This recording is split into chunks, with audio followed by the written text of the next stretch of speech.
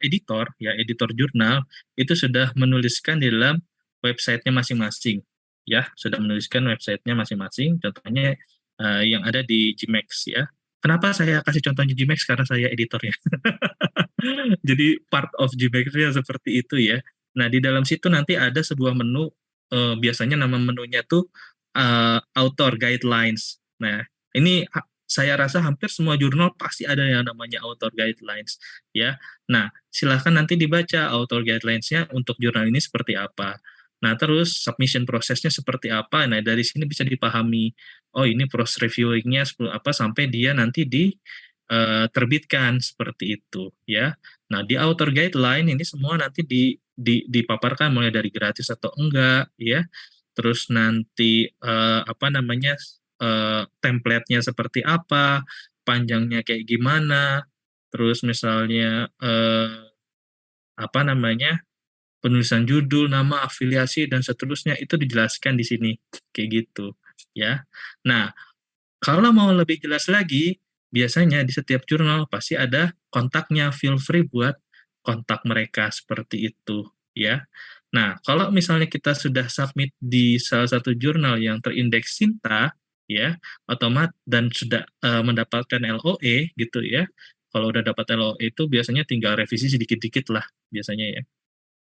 Nah, itu kita tinggal menunggu aja sampai dia nanti bisa dipublish di sininya, di laman jurnalnya, seperti ini contohnya.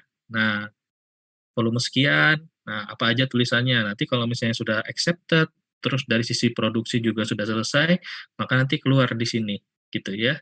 Dan ini nanti bisa diklaim buat, apa namanya, cum laude, seperti itu. Tapi sebetulnya nggak perlu sampai muncul ini juga untuk klaim cum laude, minimal udah dapat LOE-nya aja. Dari LOE sampai ke tahap produksi itu biasanya makan waktu ya paling lama 1 bulan lah gitu. Jadi kalau misalnya udah dapat LOE, ya udah dapat LOE, ternyata 2 minggunya harus yudisium, LOE itu aja sudah cukup, nggak perlu link publish-nya juga, nggak apa-apa. Seingat saya sih seperti itu. Ya Pak, berarti nggak harus Mm-mm. langsung ke ini ya websitenya jurnal Sintanya ya? Yang Nggak penting harus. jurnal yang bisa terindeks Sinta atau bagaimana? Betul, betul. Jadi langsung spesifik saja jurnalnya, jurnal yang mana, terus misalnya jurnal A, nah dicari tuh dia terindeks Sinta nggak, kayak gitu. Biasanya tuh ada logonya tuh, karena itu menjadi kebanggaan ya bagi setiap pengelola jurnal. Jadi pasti semua indeks itu tampilin tuh halaman depan tuh ya, atau kalau nggak ada di halaman depannya, biasanya ada menu about atau misalnya menu index gitu kan ya, indexing dan seterusnya. Nah bisa diklik itu, di situ muncul nanti informasi indexingnya apa aja kayak gitu. Tapi kalau misalnya bingung mau cari jurnal yang mana, bisa masuk ke website Sinta seperti itu. Cuma memang di Sinta itu nanti akan banyak banget, tapi tetap endingnya dia pasti akan mengarahkan ke website setiap jurnal yang ada di situ gitu. Jadi kalau di Sintanya sendiri itu nggak ada sistem untuk submisi jurnalnya, nggak ada. Jadi dia hanya mengumpulkan database jurnal-jurnal yang dia sudah kasih indexing kayak gitu. Gitu, Mbak. Oke, udah sangat menjawab sih Pak. Mungkin makasih Siap. banyak untuk ininya tutorial sama sarannya juga. Ya, Mungkin itu aja sih Pak. Makasih siap. Pak. Ya, sukses, Mbak. Oke, terima kasih banyak kepada Mbak Fathia ya yang tadi sudah bertanya. Oke, kita langsung ke pertanyaan selanjutnya, yaitu ada dari beasiswa keagamaan, ada Venus Monggi, silakan dipersilakan. Oke, terima kasih atas waktu dan kesempatan. Perkenalkan saya Venus Monggi dari S1 Administrasi Bisnis. Iya. Sejujurnya ini juga masih maba ya Pak, masih semester Iya. 1 baru selesai juga.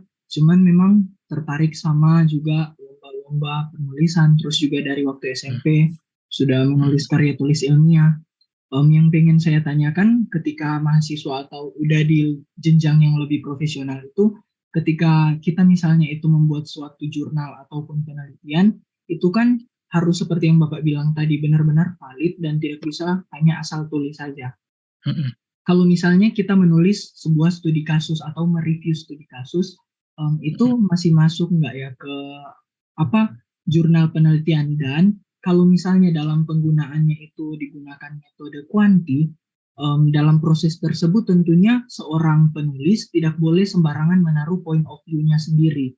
Bagaimana cara kita menjelaskan atau mencantumkan gitu pendapat sama asumsi atau point of view-nya kita secara baku dan terstruktur dalam penulisan tersebut. Terima kasih. Baik, terima kasih atas pertanyaannya. Wah, tingkat 1 udah mau nulis jurnal. Mantap. Ya, kalau saya dulu mikirin gimana lolos TPB. Ya, ini bagus sekali ya. Sangat visioner seperti itu. Nah, kalau misalnya kita mau menulis tadi tentang observasi terhadap sesuatu, ya, saya kembali lagi menjelaskan bahwa apa yang bisa kita tulis di jurnal itu umumnya ada dua, ya, umumnya ada dua. Yang pertama itu adalah survei atau berupa review, ya, jurnal survei atau jurnal review gitu ya. Terus yang kedua adalah apa namanya jurnal penelitian, ya.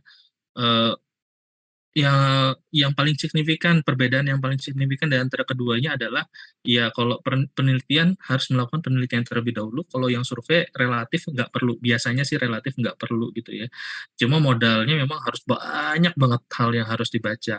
Nah, yang jadi pertanyaan kalau misalnya kita mau meletakkan pendapat seperti apa, seperti itu ya.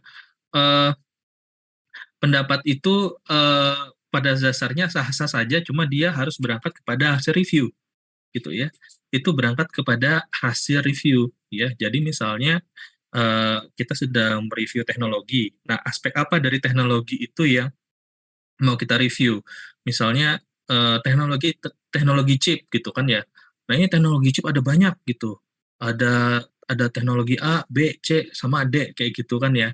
Nah, terus sekarang kita mau review aspek, misalnya aspek kecepatan chip itu bekerja gitu kan ya. Nah, nanti di-review teknologi A kecepatannya berapa, B kecepatannya berapa, C kecepatannya berapa, misalnya kayak gitu. Nah, dari situ nanti kita bisa menyimpulkan bahwa teknologi mana yang memiliki kecepatan lebih tinggi. Nah, dari situ nanti kita bisa mengeluarkan kayak semacam opini berbasis hasil tersebut gitu. Jadi kalau misalnya peneliti-peneliti tertarik untuk ini yang lebih tinggi, maka penerapan teknologi A itu lebih tepat misalnya kayak gitu. Tapi misalnya ada aspek lain, cuma dari sisi apa namanya, dari sisi endurance misalnya, oh ternyata dari sisi endurance teknologi A ternyata yang lebih bagus. Nah, itu kita paparkan juga seperti itu. Jadi mostly opini-opininya itu berdasarkan hasil review yang panjang dan komprehensif gitu. Hasil review yang panjang dan komprehensif seperti itu, Mas. Jadi kita nggak cuma sekedar ngebaca satu dua apa namanya, satu dua referensi terus kita membuat opini, nah itu kurang kuat biasanya ya. Makanya butuh bacaan yang cukup panjang. Dari bacaan yang cukup panjang kita kumpulkan aspek-aspek yang ingin kita sampaikan opininya. Nah, dari situlah nanti kita tuliskan gitu opini kita, basisnya dari mana? Basisnya dari hasil review terhadap aspek ini dari beberapa teknologi atau beberapa metode tersebut. Nah, menurut saya hematnya mungkin seperti itu dalam memberikan opini ya, dalam memberikan opini terhadap review suatu keilmuan kayak gitu. Jadi kuncinya adalah perbanyak referensi buat kesimpulan. Mostly sih dalam bentuk tabel-tabel biasanya, kesimpulannya tuh dalam bentuk tabel-tabel. Contohnya ya. Ini kebetulan saya sedang baca juga ya, saya coba share di bidang saya tentang satelit. Nah, ini sebuah survei dari misi sebuah satelit kubus dan desain antenanya seperti itu ya. Jadi di sini dia mereview teknologi-teknologi antena satelit kecil ya, satelit kubus CubeSat ya, yang berkaitan dengan misi satelit itu gitu. Nah, di sini dia banyak hal yang dia review, misalnya apa namanya, ukuran, metode bagaimana antena itu nanti diluncurkan dan seterusnya ya, frekuensinya, sehingga nanti muncul yang seperti ini nih. Nah, ini nih dia mereview banyak sekali teknologi-teknologi dari antena satelit-satelit yang sudah digunakan. Baru nanti dia akan klasifikasi berdasarkan misi-misinya gitu ya. Nanti di dalamnya bakal ada lagi keluar yang lebih informasi aspek lain, tipe-tipenya dan seterusnya, ya, tipe-tipenya dan seterusnya. Nah, nanti muncul aspek-aspek apa namanya yang lebih detail. Oh, untuk tipe ini, ya, performanya seperti apa dan seterusnya, kayak gitu. Nanti di akhir baru nanti dia bisa mengeluarkan analisa lagi gitu ya di bagian kesimpulan. Ya di bagian kesimpulan. Oh, seperti ini kesimpulannya. Jadi kalau misalnya eh, ingin mencocokkan antara misi si satelit dengan antenanya dan kebutuhan gennya, hasilnya seperti ini gitu ya, berdasarkan dari review teknologi yang sudah ada kayak gitu ya, berdasarkan review dari teknologi yang sudah ada gitu. Nah ini bagian-bagian seperti ini nggak mungkin bisa bisa muncul kalau bacaannya cuma 5-10 referensi, itu nggak akan mungkin ya. Nah contohnya sini nih, tuh berapa banyak referensinya dia, banyak banget ya, sampai 200 ya, kelengar juga baca sampai 200 ya. Memang butuh sabar ya, seperti itu jadi Mas Venus. Baik, berarti kalau sebenarnya sah-sah saja kalau kita sebagai penulis itu bakal mencantumkan opini atau point of view-nya kita. Ya, Namun itu juga harus berpatokan dan berdasar pada referensi atau teori-teori pendukung nantinya dalam proses pembuatannya. Begitu ya, Pak. betul. Makasih Pak atas Ya, penjelasannya. ya, sama-sama. Sukses selalu. Oke, baik. Terima kasih banyak kepada Mas Venus yang telah tadi mengelaborasikan pertanyaannya. Kita lanjut kepada penanya ketiga, yaitu dari Exchange dan Joint Degree, yaitu Mas Fauzi Sopian. Kepada Mas Fauzi dipersilakan. Terima kasih Mas Yusuf. Assalamualaikum Pak Edward. Waalaikumsalam, lama tak jumpa. Sehat Pak? Iya Pak. Alhamdulillah baik. Semoga saya selalu. Pak izin bertanya Pak. Ya, Jadi sebetulnya kan saya kemarin sudah sempat juga sih pernah publish dengan tim Pak Umar, Pak Edward. Ya. Itu alhamdulillah tembus Sinta 2 di Infotel. alhamdulillah. Untuk yang proyek dana hibah dari Kemendikbud Ya. Dikti Pak ya, yang di Ya. Ciamis gitu. Nah, setelah publikasi itu terbit gitu Pak ya, saya jadi kepikiran untuk pengen juga sih ngepublikasi beberapa proyek sebelumnya yang pernah terlibat juga itu di yang PDT di Buton Pak ya. Waktu itu ya PDT mungkin Pak Edward banyak banget tuh PDT yang pernah dikerjain Pak. Iya betul. Ya itu PDT di Buton juga pengen banget saya bisa publish. Terus juga yang Innovilek kemarin di Merauke, dan kebetulan saat ini saya jadikan topik PA Pak. CD-CD-an itu yang sekarang. Alhamdulillah sekarang sudah sampai CD3, itu pengen banget di publish juga gitu Pak. Nah mungkin boleh minta saran Pak, kira-kira kalau untuk PDT yang kemarin di Buton itu kan PDT ya biasanya gitu-gitu aja Pak ya, nggak beda jauh lah implementasinya gitu kan. Terus juga yang kemarin juga Innovilek, alhamdulillah tembus 150 besar, dan outputnya juga sudah ada itu Pak, sistem informasi promosi pariwisata. Nah kira-kira dari Pak Edward ada saran tidak Pak untuk publikasinya kira-kira seperti apa dan di mana gitu Pak Edward untuk saat ini gitu. Jadi rencana kedua proyek itu pengen banget saya publish di tahun ini gitu Pak, mumpung masih jadi mahasiswa. Ya. Baik, terima kasih atas pertanyaannya.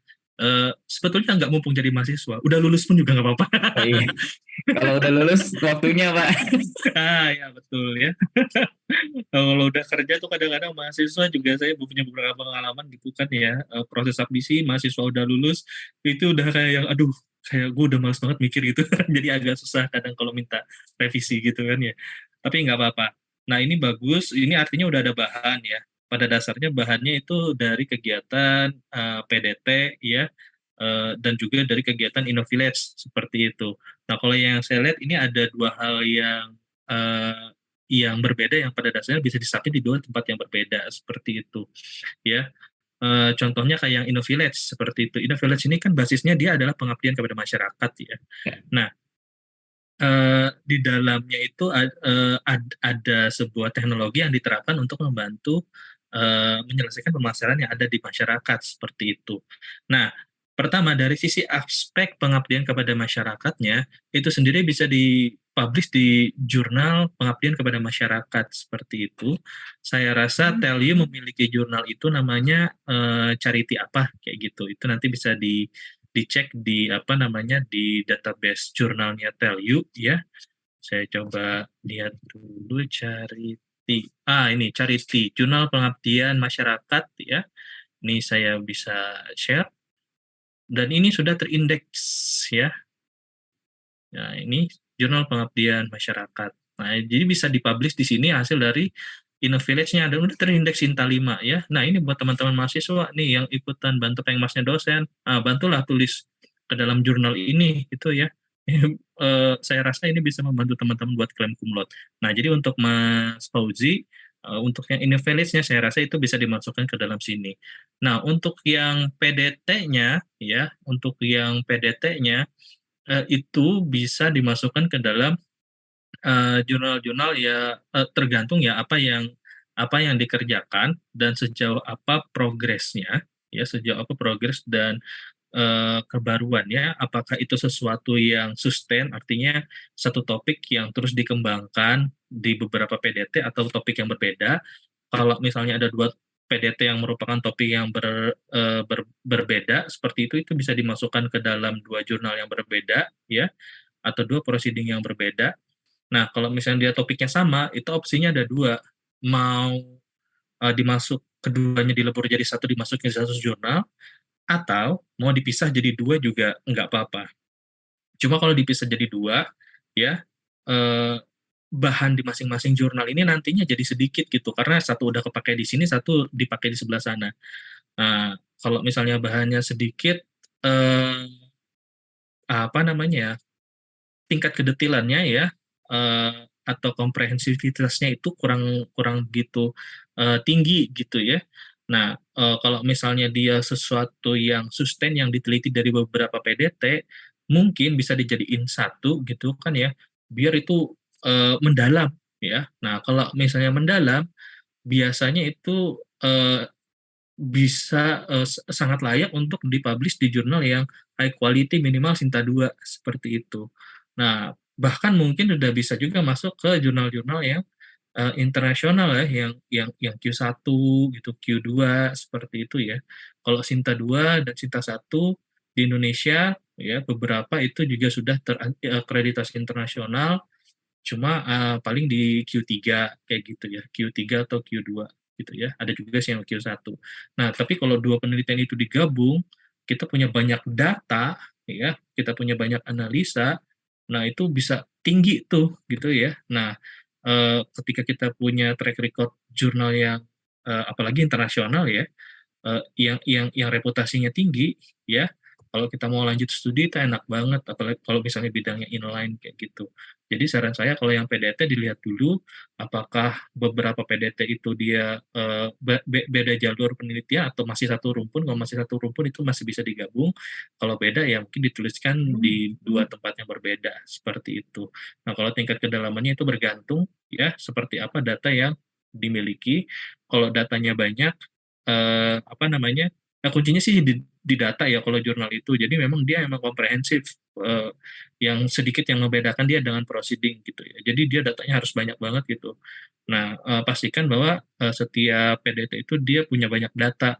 Nah, kalau dia udah punya banyak data, meskipun berada di dua jurnal yang berbeda, dia tetap bisa dipublish di jurnal yang bereputasi. Begitu sih, Mas.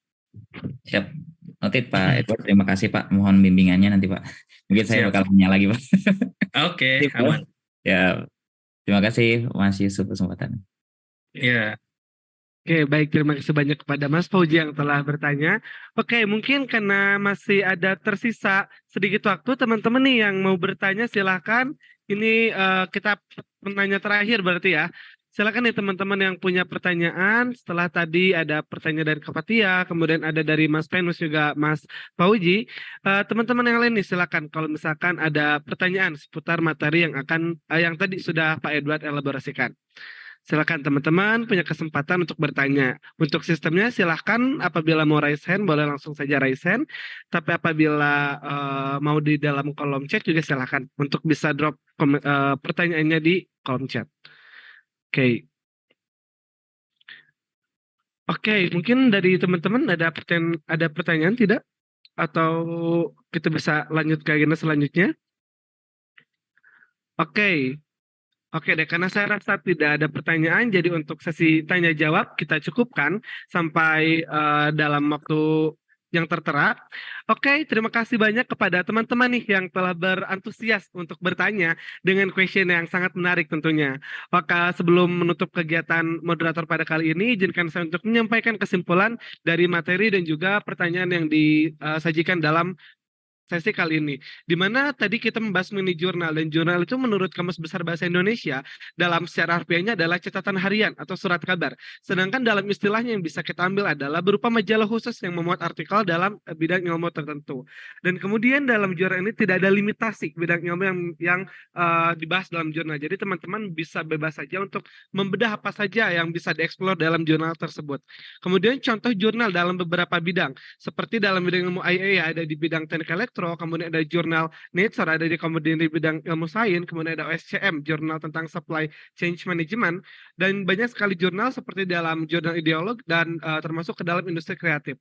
Kemudian manfaat dari jurnal sendiri, teman-teman bisa mengembangkan minat dan juga bakat, juga berkontribusi terhadap kemajuan ilmu pengetahuan. Selain itu juga dalam soft skill, dalam sumber daya manusia itu sendiri, teman-teman dapat meningkatkan reputasi akademik, kemudian meningkatkan kemampuan analisis, juga memperluas serta memperdalam wawasan atau lebih sering kita kenal dengan sebutan update knowledge. Dan jurnal juga diklasifikasikan menjadi beberapa macam bagian, seperti dalam bidang ilmu, seperti ada dalam rekayasa, manajemen, kemudian sains, kedokteran, dan lain sebagainya. Kemudian berdasarkan akreditasi, jurnal dibagikan ke dalam beberapa klasifikasi, ada jurnal tidak terindeks, ada jurnal terindeks dengan skala cakupan nasional, atau sering kita kenal dengan SINTA, kemudian ada terindeks dengan cakupan skala internasional, atau seperti Scopus, kemudian ISI, dan juga Skimago. Dan juga berdasarkan publikasi, jurnal juga diklasifikasikan menjadi beberapa macam bagian.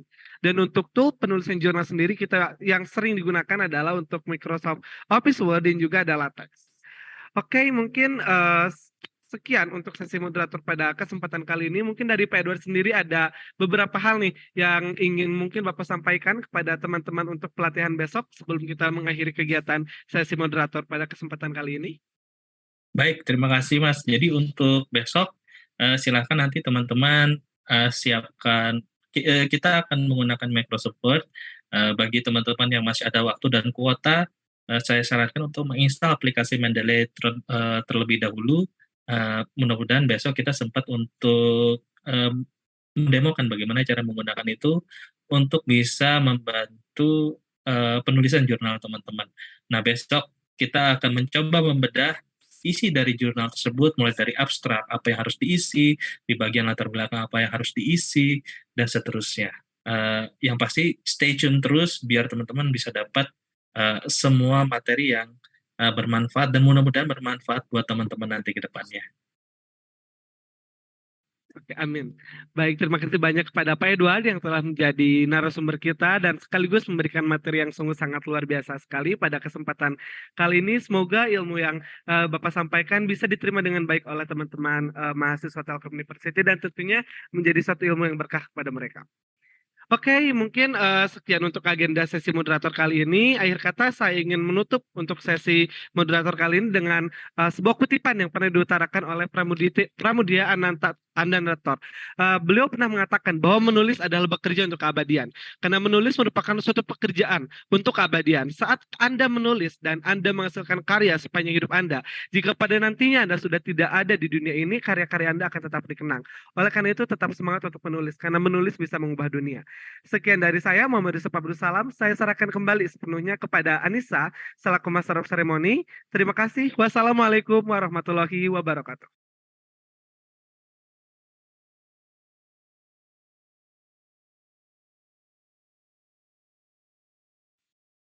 Waalaikumsalam warahmatullahi wabarakatuh. Terima kasih kepada moderator Ucup yang telah memberikan kesempatan. Terima kasih juga ya kepada narasumber Pak Edward. Jadi dari pemaparan ini saya jadi ingat sebuah kutipan kalimat, mungkin dari teman-teman juga pernah mendengar ya. Jadi ada sebuah kalimat yang mengatakan seperti ini. Jika gajah mati meninggalkan gading, harimau mati meninggalkan belang. kemudian manusia meninggalkan nama, tetapi dengan menjadi seorang penulis, teman-teman sebagai manusia tidak hanya dengan meninggalkan nama, tetapi bisa mewariskan suatu karya. Jadi tetap semangat ya teman-teman untuk belajar menulis, salah satunya penulisan jurnal ini, karena kita masih ada day 2 nih teman-teman. Jadi besok ditunggu kehadirannya lagi di jam 7.30. Nah, untuk melanjutkan ke agenda selanjutnya, boleh nih cek antusias teman-teman dulu ya. Nah, yang masih stay tune boleh dong ketik angka 1 di kolom komentar ya teman-teman. Oke, wah semangat sekali ya antusias teman-teman. Nah, sebenarnya dari acara ini juga dapat insight banyak. Oke, mantap sekali. Jadi karena antusias teman-teman juga masih bertahan nih, alhamdulillah sampai saat ini, kita bisa nih next ke agenda selanjutnya, yaitu pelaksanaan kuis. Nah, buat teman-teman, nanti kuis akan dilaksanakan hanya 5 menit ya, jadi nanti teman-teman itu cepet-cepetan gitu ya, untuk mendapatkan nilai yang paling maksimal, karena kita hanya ambil 1 orang pemenang dari kuis, oke? Nah, boleh nih operator bisa di-share screen kuisnya. Oke, baik buat teman-teman, nanti bisa join kuisis dengan kode yang tertera pada layar, yaitu 701994. Nah, jangan lupa pula join dengan nama lengkap ya teman-teman, karena kita tidak menerima pemenang kuis dengan nama samaran gitu ya. Nanti akan kita verifikasi identitasnya. Karena tentunya akan ada award sendiri ya bagi pemenang. Oke, yuk buat teman-teman yang mau join kuisnya, boleh nih masuk langsung ke akun kuisisnya ya teman-teman dengan mengenterkan kode yang telah tertera pada layar. Oke, kita akan menunggu sampai 3.05 ya teman-teman, karena pesertanya luar biasa ya. Jadi harapannya nanti ikut kuis juga banyak ya. Oke, sudah ada beberapa yang join. Buat teman-teman, ayo segera join supaya kita bisa segera memulai kuisnya ya. Nah, sambil menunggu join ya, boleh nih teman-teman share dong insight apa sih yang paling benar-benar berkesan gitu buat teman-teman dari acara webinar kali ini. Kalau chat boleh nih sambil di-share insight yang teman-teman dapat. Tentunya banyak banget ya, karena tadi kita udah sharing banyak tentang pembuatan jurnal gitu ya, jenis-jenis jurnal dan gimana cara publikasi jurnal gitu. Tentunya besok di agenda pelatihan akan kita pelajari lebih lanjut. Pertama teman-teman juga akan praktek ya, nanti bersama narasumber juga, dan juga nanti akan ditemani oleh fasilitator grup. Jadi jangan lupa juga untuk join di acara besok ya teman-teman. Wah, sudah 112 peserta. Kita masih tunggu ya buat teman-teman yang ingin join sampai 3.05. Jadi bisa terus dipersiapkan sambil di-review nih materinya tadi dapat apa aja ya, siapa tahu nanti keluar kan di soal kuisisnya dan bisa menjadi pemenang gitu. Oke. Ya, masih ditunggu nih teman-teman. Udah ada 138 peserta.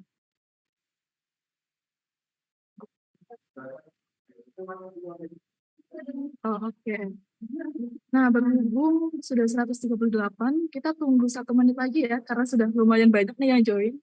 Supaya yang sudah join duluan juga tidak lama menunggu ya, karena menunggu juga kadang melelahkan gitu ya teman-teman. Nah, yuk buruan nih join karena kuis akan dimulai sebentar lagi. Oke, baik, karena sudah 3.02, boleh nih kita mulai kuisnya. Oke, silakan operator dimulai kuisnya.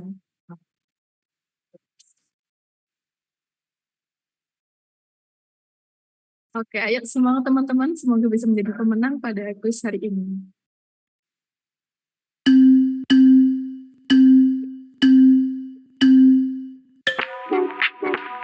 Oke.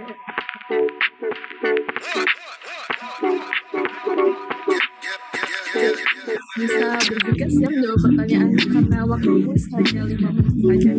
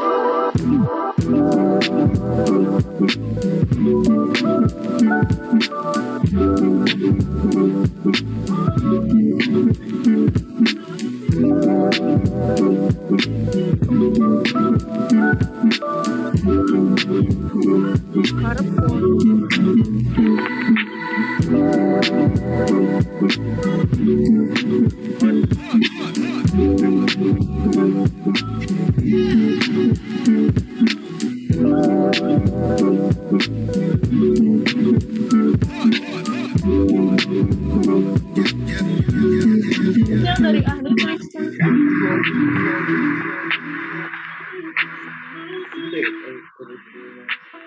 Nggak apa-apa tahu. Nggak tahu deh, terserah.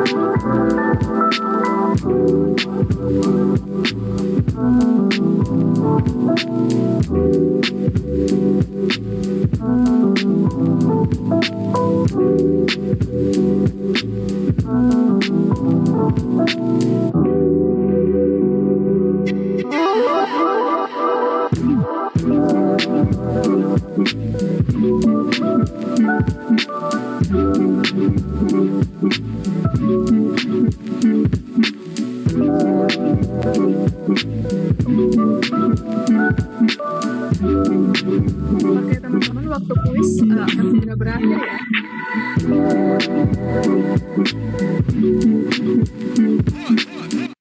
Jadi, oke.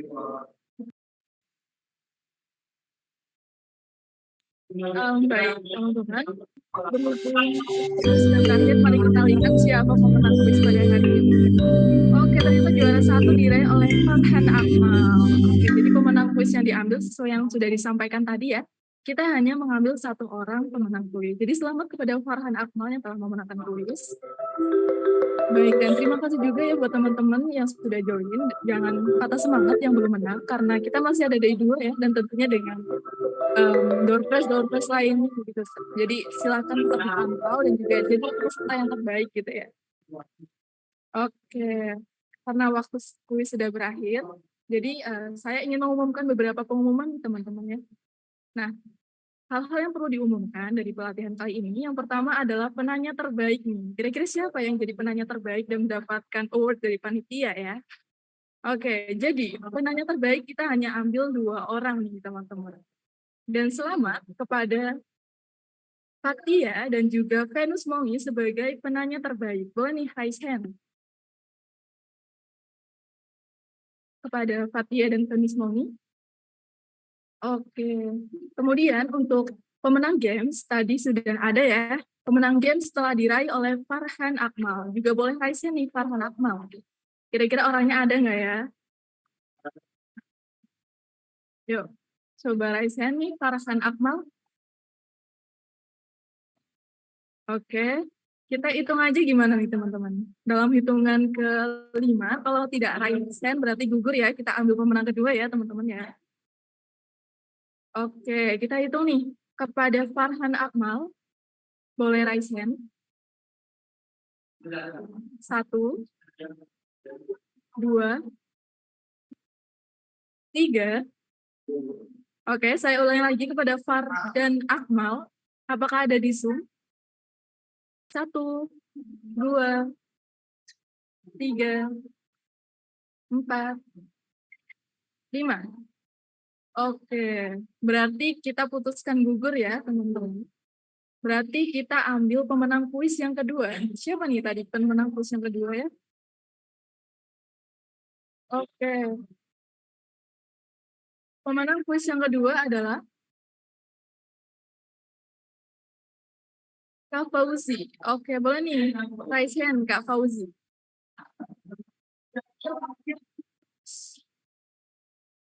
Oke, mohon maaf.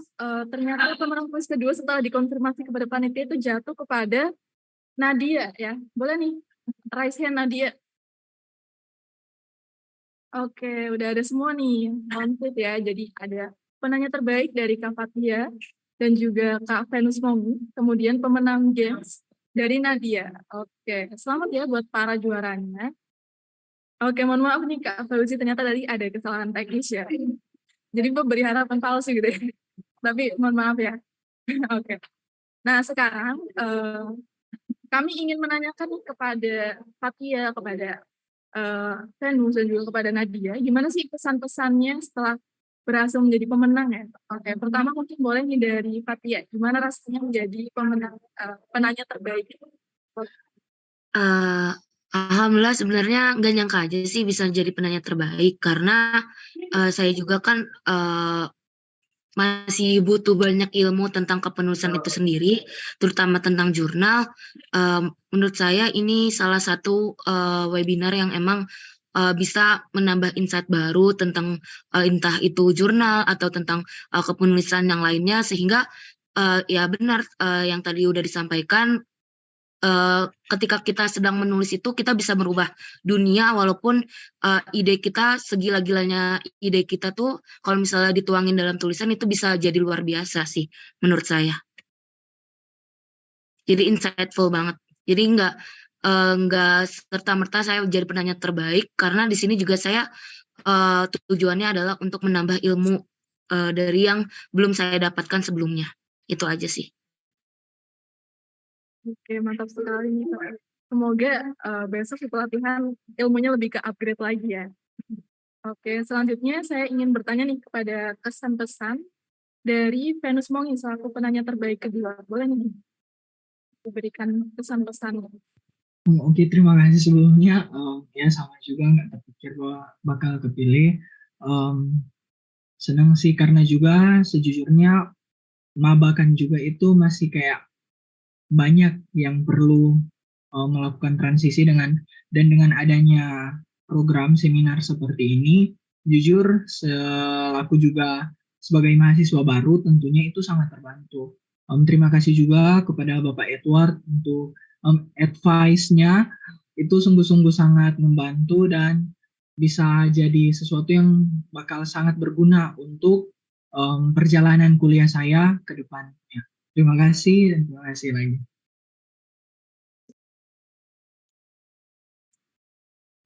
Kesan-kesannya sangat menginspiratif sekali. Oke, selanjutnya dari pemenang kuis nih, satu-satunya pemenang kuis ya. Dari Nadia, boleh nih kasih kesan pesannya sama gimana sih trik biar bisa memenangkan kuisis gitu ya?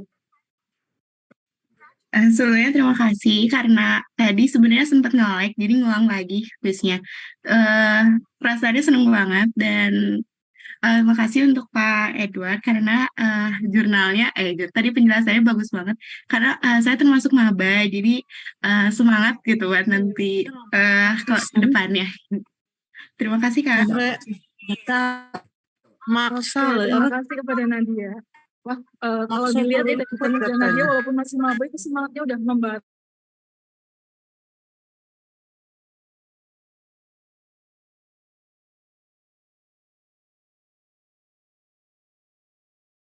Di mute kayaknya Mbak MC. Oke, baik. Terima kasih.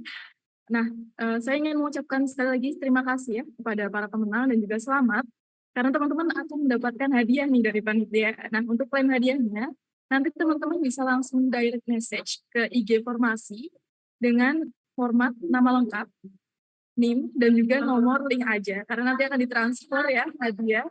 Jadi selamat dan juga tetap semangat nih buat teman-teman belum berkesempatan jadi pemenang. Karena kita masih ada day juga tentunya dengan beragam broadcast seperti itu ya. Nah, oke, sebelum kita mengakhiri sesi ini, mari kita dokumentasikan terlebih dahulu nih. Boleh nih, Kak Venus boleh on cam dan menampakkan wajahnya karena kita akan dokumentasi. Nanti teman-teman untuk klaim hadiahnya bisa sertakan screenshot sebagai pemenang ya. Nah, jadi teman-teman juga boleh screenshot juga. Yuk, boleh on cam. Ya, apakah Kak Venus mau on cam atau mau seperti ini aja? Oke, boleh di spotlight lagi nih panitia.